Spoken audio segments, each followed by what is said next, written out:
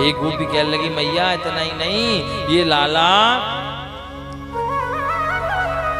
एक दिन की बात है, गोपी कह रही है मैया मैंने एक दिन घर में सत्यनारायण की पूजा रखी। ये गोपी कह रही है, ध्यान देना, सत्यनारायण की पूजा रखी और पूजा की तैयारी कर रही थी। पनीरी का प्रसाद, आटे का प्रसाद बनता है ना सत्यनारायण की कथा में, ओ मैया, तो प्रसाद बना रही थी। इतने में कन्हैया आ गया, ओ भाभी, ओ मैया, अरे नेक हमें भी दे दो प्रसाद। गोपी ने कह दिया अभी नहीं, अभी जय जय को भोग लगेगो। अरे बोले हम भी तो जय जय हैं, हम भी भगवान हैं। तो डांट दिया गोपी ने। गोपी को क्या पता जी सच में ही भगवान है। कहा चल यहाँ से नहीं जाता, बड़ो आयो भगवान, तू भगवान है, जा पहले भोग लगेगा फिर देंगे, चला जा। रुक जाओ गोपी, तुम्हें देख लेंगे, तुमने हमें प्रसाद नहीं दिया। गए, जाकर के महाराज बोले बदला लेंगे। और इतने चंचल कन्हैया 4 कुतिया के पिल्लों को घेर लाए और 4 कुतिया के पिल्लों को घेर करके ला करके और बिठाल दिया। अरे ओ गोपी इधर आओ, दर्शन कर लो। बोले काहे के दर्शन कराए रहे हो लाला? अरे बोले लो आ गए सत्यनारायण भगवान, दर्शन कर लो। देखा तो सत्यनारायण के पटले पर पिल्लों को बैठा दिया। बड़ा क्रोधित हुई, उन पिल्लों को हटाया, साफ सफाई करी। इतना इतना इतना उधम करता है। एक गोपी कहने लगी मैया ऐसे ही मैंने एक दिन डांट दिया इसको। इसने क्या किया, दोपहरी में आया, मेरी लाली सो रही थी, छोटी सी नैक्सी लाली लड़की। हमारे ब्रज में लड़की को लाली कहते हैं, लाली, लड़के को लाला। तो नेक्सी लाली सो रही थी पलंग पे, खटिया पे। कन्हैया आया, बोले जाने हमें डांटियो तो। आके वो बिटिया की लाली थी ना, लाली की चुटिया को खटिया की पटिया में बांध दी और कान में चिल्ला दिया हौवा। जैसे ही चिल्लाया तो भाग गया, और जैसे ही चिल्लाया, चिल्ला करके भागे और वह लाली उठ करके भागने लगी, हौवा हौवा हौवा हौवा हौवा। ओ मैया, हौवा ने पकड़ ली। अब उठ के भागे तो पीछे चोटी बंधी है खटिया की पटिया में। उठे तो जब उठ के भागने का सोचे तो वह चोटी खिंचाए, तो सोचे चोटी हौवा ने पकड़ ली। हाँ ओ मैया, अरे हौवा ने पकड़ ली, मोको बचाओ। मैया आई दौड़ी दौड़ी, देखा तो हौवा मुआ ना है। बोले जो नंद को लालई हौवा है, तो हौवा मुआ ना ऐसे करता है मैया ये काम। अच्छा हाँ। एक दिन की बात, एक गोपी कह रही मैया मैं एक दिन क्या हुआ कि ये रोज माखन चोरी करता। एक दिन मैंने मटकी को थोड़ा ऊपर बांध दिया, ऊपर बांधा और उसमें घंटी बांध दी। और घंटी बांधी और मैंने इसलिए बांधी घंटी की आएगा और मक्खन की मटकी से हाथ लगाएगा तो घंटी बज जाएगी, हम पकड़ लेंगे रंगे हाथ। मटकी बड़ी ऊपर बांधी। कन्हैया आया, ग्वाल वालों को भी लाया, बंदरों को भी लाया और मटकी को देखा ऊपर बंधी है। एक ग्वाल वाल के ऊपर एक ग्वाल वाल, उसके ऊपर एक और, उसके ऊपर एक और, उसके ऊपर एक और, एक और, एक और, ऐसे करके और बड़ी ऊंचाई बना ली। और सबसे ऊपर कन्हैया।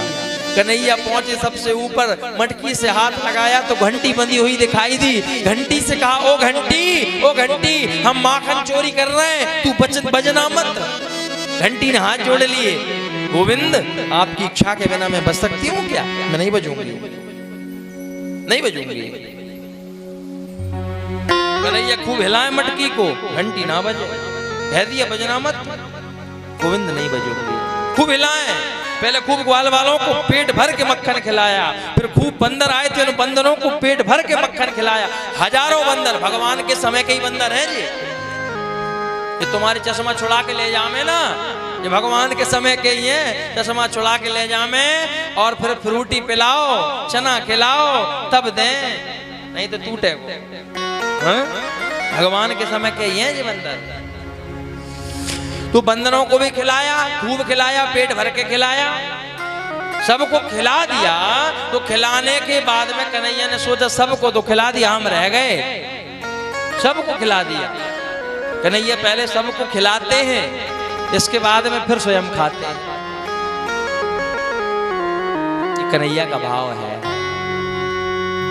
सबको खिलाते हैं पहले, फिर स्वयं खाते हैं। एक मैया एक दिन मुझसे कहने लगी कि लगे गुरुजी आप सबसे पूछ रहे हो भोजन कर लिया, भोजन कर लिया, भोजन कर लिया, आपने किया कि नहीं? मैंने कहा मैया नहीं किया। बोले क्यों नहीं किया? हमें पाप में डाल रहे हो, पहले हम आपको करना चाहिए फिर हम करें। अरे मैया ये वृंदावन है, ये ठाकुर जी की भूमि है, लीला स्थली है, संतों की तपोभूमि है। यहाँ वृंदावन में कोई भी शुद्ध सरकार नहीं है, इस वृंदावन में तो सब सेवक हैं मेरे ठाकुर जी के।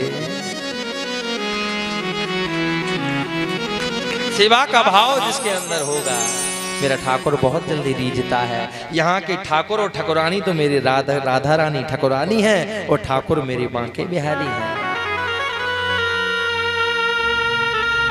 यहाँ को ना सिद्ध सरकार, यहाँ तो ठाकुर है बस। तो ठाकुर जी ने सबको खिलाया और थोड़ा सा सोचा अपन भी खा लें। थोड़ा सा मक्खन लिया, लेकर के मुंह से लगाया और जैसे ही मुंह से लगाया मक्खन के घंटी बज गई। जैसे ही घंटी बजी जैसे ही सब ग्वाल बाल बंदर दौड़ कर भाग गए और गोपियों ने आकर के कन्हैया का हाथ पकड़ लिया, रंगे हाथ पकड़ लिया और पकड़ करके लाला रोज तू मक्खन चोरी करता है, आज हमने तो को रंगे हाथ पकड़ो है, आज चल मैया के पास तुझे हम रंगे हाथ पकड़ के ले जाए।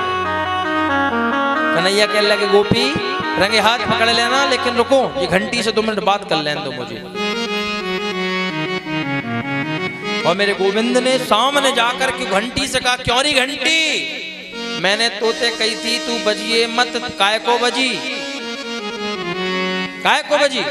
घंटी ने हाथ जोड़ लिए, प्रभु आपने मना किया था मत बजना, मैं बजी थोड़ी। अरे बजी तो। अरे बोले प्रभु मेरी गलती ना है। क्यों तुम बजी तो? बोले ग्वाल वालों ने माखन खाया, आपने मटकी को कितना हिलाया, मैं बजी। एक सुई के बराबर भी आवाज नहीं की मैंने। आपने बंदरों को खिलाया, मैं बजी नहीं बजी। लेकिन गोविंद हमारे पुराणों में लिखा है, हमारे शास्त्रों में लिखा है, हमारे महापुरुष कहते हैं कि जब मेरे गोविंद का भोग लगता है तब तुलसी पत्र सामने रखा जाता है, गरुड़ घंटी को हिलाया जाता है, जब गरुड़ घंटी बजाई जाती है तब मेरे गोविंद भोग स्वीकार करते हैं। आज गोविंद भोग पाने लगे तो गरुड़ जो घंटी थी उस घंटी से रहा नहीं गया। हे गोविंद मुझसे रहा नहीं गया, आप भोग पा रहे थे, जब मुझसे रहा नहीं गया तो मैं बज पड़ी। बजाओ तेज,